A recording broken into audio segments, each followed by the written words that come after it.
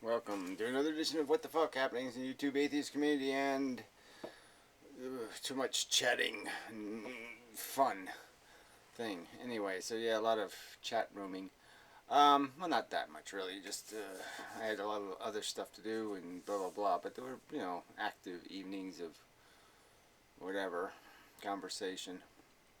So there was supposed to be a holiday conversation about value, real value, and that didn't happen. And so anyway, me and Piro did it instead, and it just goes back to the previous evolution videos in a sense that no one really wants to take account for the real nature of existence, and it's really not that complex an argument, and it's very frustrating because they won't stay on the subject. And the subject is, what's the nature of existence? And the nature of it is competitive attrition. I mean, it's the nature of it is chase what you don't really need, but you've been made to need it. And the example can't be any more perfect than, in my opinion, than the example that if we just change the scenario a little bit, we wouldn't be interested in the game. We don't lament the non-existent Martians. We don't cry for their absent Argentina. And it just illustrates the fact that it's only because we have a personal investment in this game that we wish to preserve it. It's like some teddy bear from our past.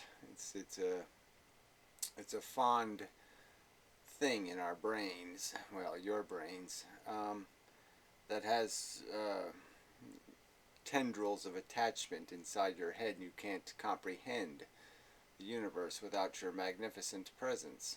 And but that's all it is. It's just a perception in your head. I've said it. It's just a notion in your head that says any of this needs to exist, or that any of it's running anything called a profit. And when you point out how most of the living organisms on this planet waste, most of the living organisms on the planet get wasted to build up the strength of the mega monster, for the sake of this advancement in tool acquisition, and that as a byproduct of tool acquisition, we acquired this capacity to feel, and once that happened, this little stupid game became significant, because then you could harm, torture, wasted suffering, the most precious thing there is, suffering, could be squandered, and it's squandered grotesquely by crude natural forces. And there's not much, even a sophisticated attempt to refine the game can do with the game. The game is pointless competition, senseless ambition, merely contrived. It's notion in the head ambition. It's not something real that needs rescuing. There's no fire to put out. There's no emergency that needs our attention, in the sense that we don't need to create ourselves to put something out. There's no misery the universe has that we are the ointment to heal. We don't solve the problem, we make the problem. Existence is the problem, and it's a bleak and unpleasant truth to perceive yourself as not much better than a radar-equipped,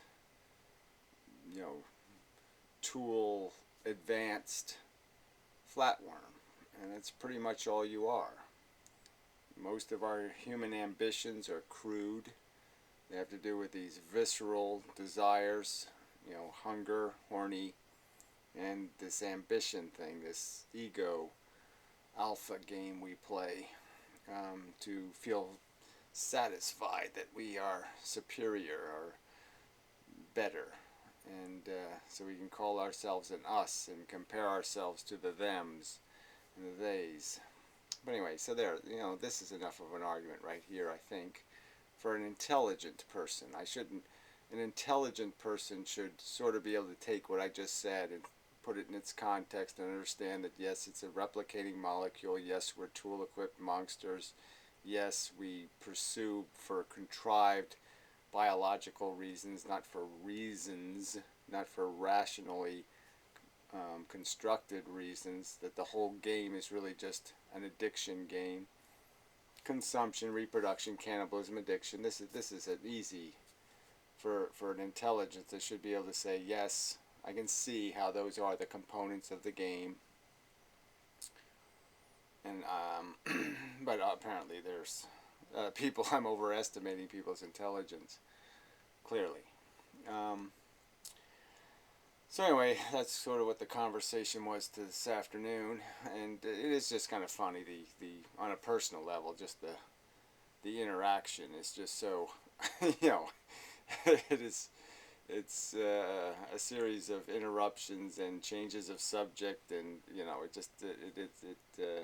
the gameplay has gotten so personal that from a spectator's point of view, they probably don't even understand what kind of game we're playing. It's almost like when you see two really good chess players, you can't even figure out how they can move the pieces so fast, but it's because they know the strategy that's going to be applied ahead of time. And that's sort of like the routine you get into with people. You kind of know where it goes, and so you try to cut it off before it can get there, because it's not going anywhere good, anywhere that's part of the subject. So, so there's not much to say. I mean, I think I've done my job in the sense of making my counter argument, and there's just this obnoxiousness to human beings who wish to just pretend that we don't have enough evidence. I mean, it even came up in kind of overt ways, from Barklord, who I haven't seen in a while, so it was nice to see Barklord still hanging in there.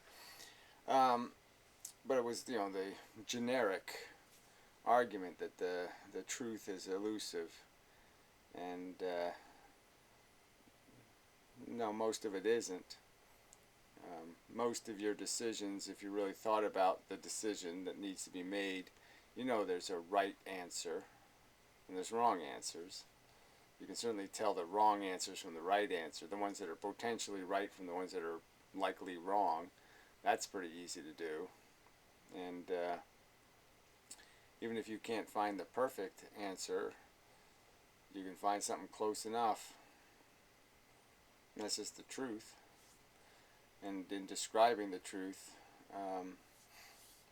of evolution, the truth of the mechanics, the truth of our psychology, these things have been revealed. They've been dissected and exposed, ripped open, and they're there to see. You can see it in yourself. You can hear the voices in your head.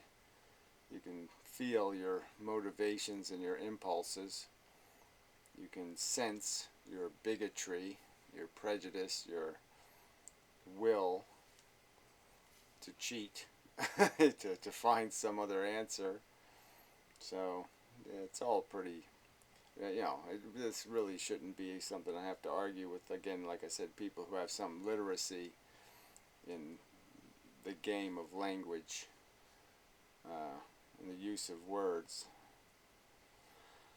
So, I really just don't think it's too obnoxious for us to say that we can describe the world around us, that there are describable things and they can be accurately described and in close enough language where, maybe I won't tell you exactly how many ounces of fluid are in this bottle and all that kind of stuff, but I can give you enough of an idea of what this is. It doesn't have to be complete description. It just has to be essential description. And I think we can do that. We can achieve an understanding of the essential truth of our origin and the essential truth of what's valuable about our existence. And what's valuable about our existence is the feelings we consciously experience.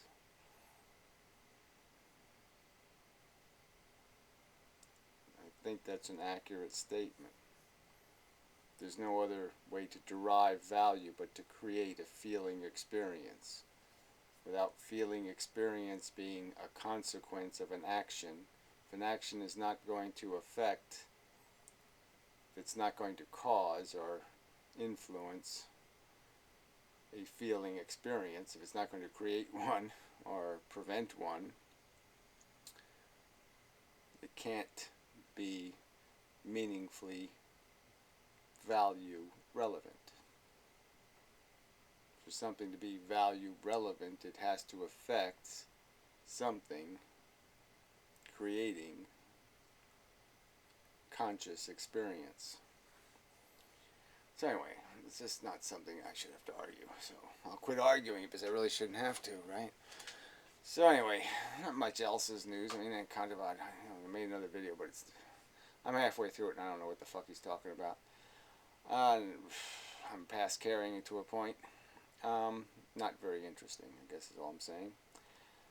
So I did do some talking about some political crap and then physics crap, and so it was, it's a range of stuff. Like I said, in the Puro room was mostly about the value subject, but we played a little bit about different little software issues to bore people in the middle. But yeah, that's about it. I'm just really tired, so sorry I'm a little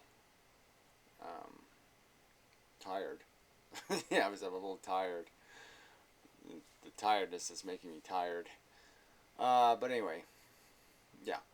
So yeah, just keep doing what I'm doing, kind of thing. I want to do some more work on the physics stuff because I did think of some more stuff relevant to that. I did talk to Mr. Natural a bit about physics last night, so I enjoyed that. Maybe I'll do a room during the week. I don't know. Try to do a physics room, but there's just not too many people who can really have that conversation in any kind of essential way. It's like it doesn't have to be complete. You don't have to have perfect knowledge, but you kind of have to have an essential understanding of what about physics is rock solid and what about physics isn't. Yeah, and the difference between identifying a cause and establishing an effect. Establishing the existence of an effect and then accurately describing what's causing the effect. So anyway, you can measure effects sometimes quite accurately, but sometimes causes is a little different, a little trickier.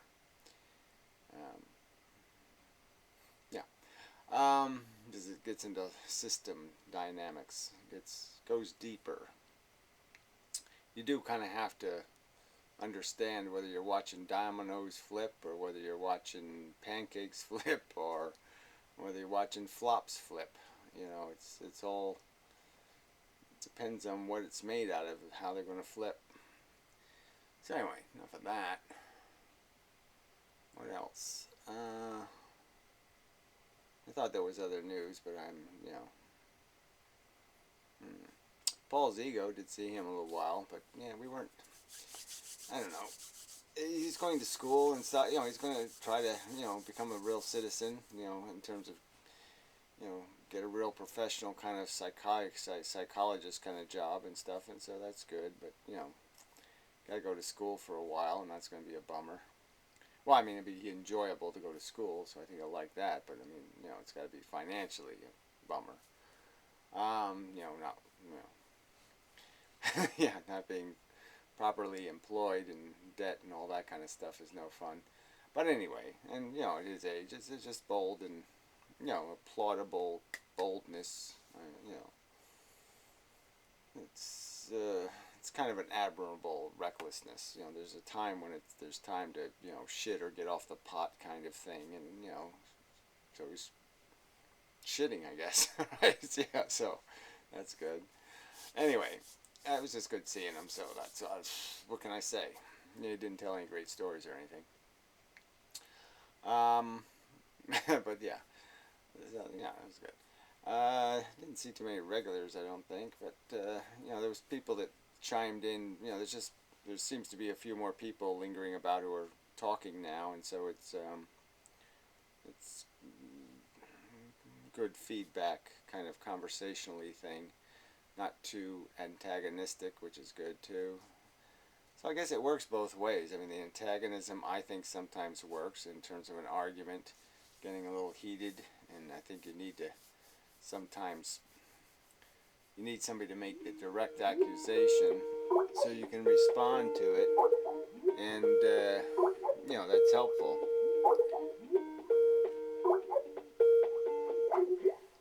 Yeah. Hey. Yeah, I'm on my Android. I don't think this will work. I'm making a video, fuckhead. But anyway, let me finish my video. All right, so yeah, till next week. Yeah, tune in for all the exciting adventures of No, it's not Underdog. But anyway, till next time and such.